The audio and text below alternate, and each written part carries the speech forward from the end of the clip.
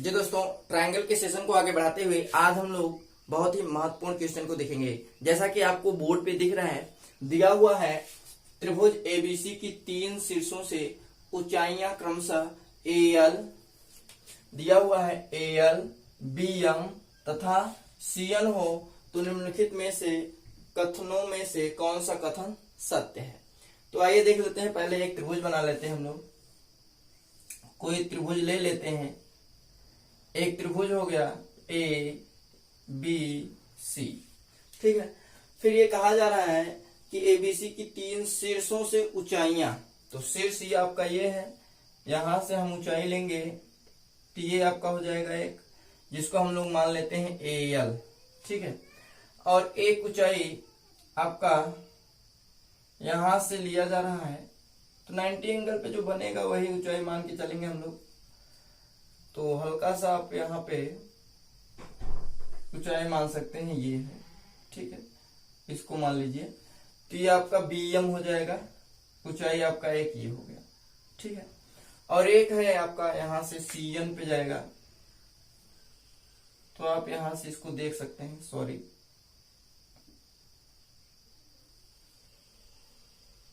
ये, ठीक। तो ये आपका ऊंचाई हो जाएगा एन। तो ध्यान दीजिएगा, जो एल है वो ए बी से क्या है, छोटा है। यहाँ पे जो ऊंचाई होगा, ये जो ए एल है वो ए बी से छोटा है, तो हम लोग यहाँ पे दिखाएंगे A L less than A B, ठीक है। उसी प्रकार से आपका जो बीएम है वो बीसी से छोटा है। देखिए बीएम ये है और ये बीसी से क्या है, छोटा है। तो जो बीएम है वो बीसी से छोटा है, और जो आपका सीएन है वो एसी से छोटा है। क्या है, एसी से छोटा है। तो सीएन जो आपका है वो एसी से छोटा है। तो इस तरीके से अगर हम लोग इसको योग करते हैं, योग करेंगे तो आपका हो जाएगा ये। तो ध्यान दीजिए, अगर हम इस समीकरण को अगर हम लोग जोड़ेंगे, तो अगर इस इधर से हम लोग लिखते हैं तो A B plus B C plus A C कहें या सी ए कहें, तो अगर यहाँ पे सी ए दिया हुआ है तो सी ए भी कर सकते हैं। सी ए जो है योग करेंगे तो ये देखिए ग्रेटर देन में जा रहा है, ग्रेटर देन आपका हो जाएगा A L plus B M और प्लस सी एन। तो देखिए एक समीकरण बन रहा है और वही समीकरण आपको दिया गया है ऑप्शन में। तो देखिए कौन सा ऑप्शन इसमें जा रहा है, ये देखिए आपका ऑप्शन नंबर सी है, ठीक है। तो इस तरीके से हम लोग थ्योरेटिकल क्वेश्चन को बहुत ही आसानी से कर पाते हैं। आपका थियरी आपका क्लियर होना चाहिए, थ्योरेटिकल जो कंसेप्ट है आपका क्लियर होना चाहिए, ठीक है। चलिए आइए हम लोग देख लेते हैं नेक्स्ट क्वेश्चन।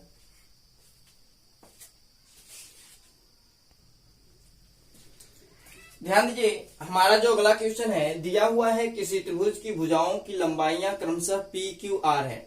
कोई त्रिभुज है जिसकी भुजाओं की लंबाइयां पी है, क्यू है और आर है। कह रहा है यदि समीकरण दिया हुआ है P square plus Q square plus R square बराबर पी क्यू तथा Q R plus R P हो तो यह त्रिभुज कौन सा है, ठीक है। चलिए आइए देख लेते हैं।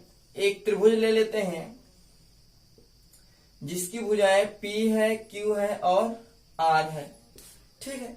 चलिए समीकरण दिया हुआ है P square plus Q square plus R square equal to P Q plus Q R और प्लस आर पी दिया हुआ है। समीकरण के दोनों पक्षों में हम लोग क्या करते हैं, 2 से मल्टीप्लाई कर देते हैं। तो यहाँ पे हो जाएगा 2p square 2q square 2r square 2pr 2qr और 2rp हो जाएगा। होगा, क्लियर है। यहां से एक p ले लेते हैं और यहां से एक q ले लेते हैं, तो p square plus q square 2pq इधर कर लेते हैं तो माइनस 2pq हो जाएगा। तो यहाँ पे एक बन जाएगा आपका इक्वेशन। दूसरा हम लोग ले लेते हैं q और r, तो q square plus r square minus Q R को इधर लेके आते हैं 2QR हो जाएगा।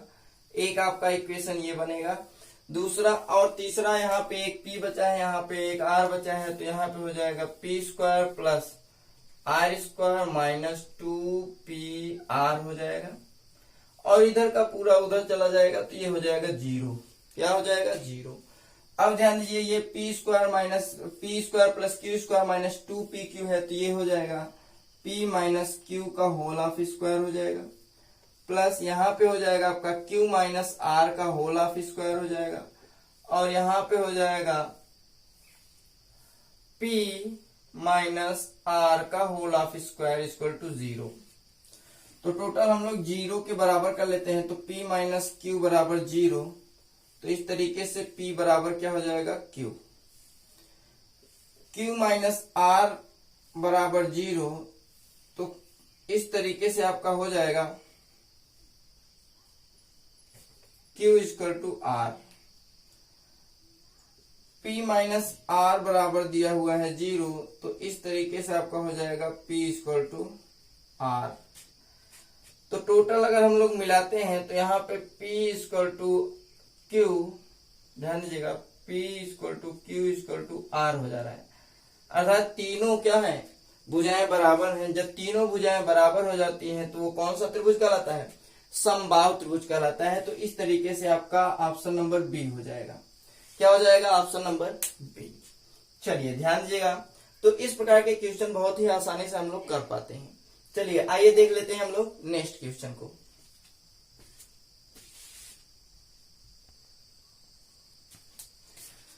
जी दोस्तों ध्यान दीजिएगा, हमारा जो अगला क्वेश्चन है दिया गया है, किसी त्रिभुज की भुजाएं 3:4:6 के अनुपात में हैं, तो यह त्रिभुज कैसा है? तो आइए ध्यान देते हैं। एक त्रिभुज ले लेते हैं, इसकी भुजाएं हैं ABC। मान लेते हैं यहाँ पे ये 3x है, इसे मान लेते हैं 4x है, और इसे मान लेते हैं आपका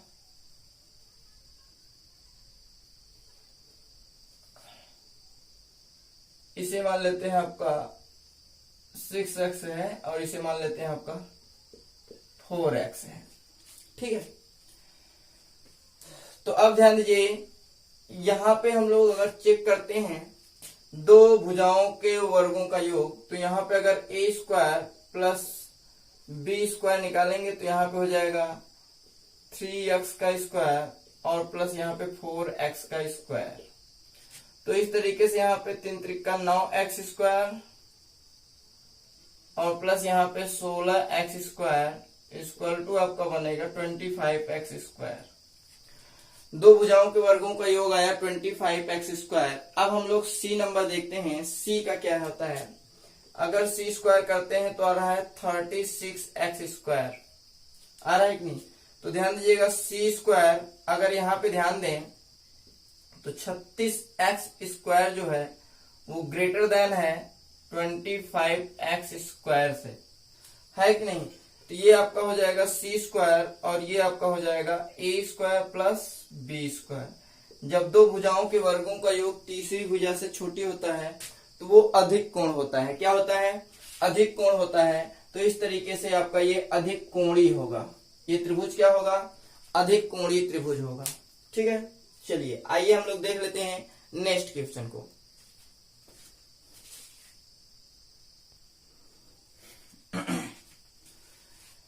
ध्यान दीजिएगा, हमारा जो अगला क्वेश्चन है, जैसा कि आपको बोर्ड पे दिख रहा है, दिया हुआ है 11 मीटर तथा 6 मीटर तथा 11 मीटर ऊंचे दो खंभे हैं। तो 6 मीटर एक है और एक कितना है?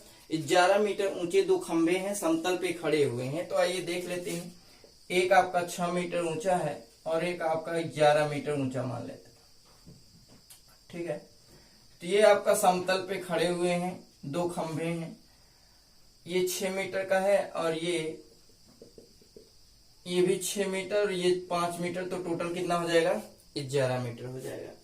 तो टोटल आपका ये 11 मीटर का खंभा यहाँ पे है। ठीक है, 11 मीटर का खंभा है और ये आपका 6 मीटर का खंभा है। ठीक, अब ध्यान दीजिएगा, कह रहा है यदि उनके पाद 12 मीटर की दूरी पर है। इनके पाद ये हैं ये आपके ए मान लेते हैं, इसको बी मान लेते हैं। इनके बीच की दूरी है 12। अगर ये 12 है तो ये भी 12 होगा। होगा कि नहीं होगा? होगा। चलिए आगे फिर ध्यान देते हैं। फिर यहाँ पे कहा जा रहा है, इसमें कह रहा है कि तो इनके शीर्षों के बीच की दूरी ज्ञात कीजिए। तो आपका एक शीर्ष ये है और एक शीर्ष आपका ये है, ठीक है। तो इनके बीच की दूरी ज्ञात करना है। तो देखिए ये 12 है, ये 5 है। पाइथागोरस प्रमेय लगाते हैं तो 12 बराबर में 144 और 5 पचे 25 ऐड करेंगे 169 आएगा, उसका वर्गमूल हो जाएगा कितना? 13। तो इस तरीके से इनके शीर्षों के वर्गों का योग, शीर्ष कितना आ जाएगा, शीर्ष के बीच की दूरी कितना आ जाएगा? 13 मीटर। तो आपका देखिए ऑप्शन नंबर बी में है। ये पाइथागोरस प्रमेय है, आप पाइथागोरस प्रमेय का यूज कर सकते हैं। ट्रिपलेट का भी हम यूज कर सकते हैं। अगर 12 है, 5 है तो 13 आएगा विकर्ण, ठीक है। तो इस तरीके से आपका ऑप्शन नंबर बी लेके जाता है। आज हम लोगों ने बहुत ही महत्वपूर्ण क्वेश्चन पे बात किया। आज का ये वीडियो आपको कैसा लगा कमेंट बॉक्स में कमेंट करना ना भूलिएगा। ये चैनल पे नए हो तो चैनल को सब्सक्राइब कर लीजिएगा, बेल आइकन पे प्रेस करना ना भूलिएगा ताकि नए नोटिफिकेशन आप तक पहले पहुंच गए। जी दोस्तों, हम लोग फिर मिलेंगे नेक्स्ट वीडियो में नेक्स्ट टॉपिक के साथ। तब तक के लिए जय हिंद।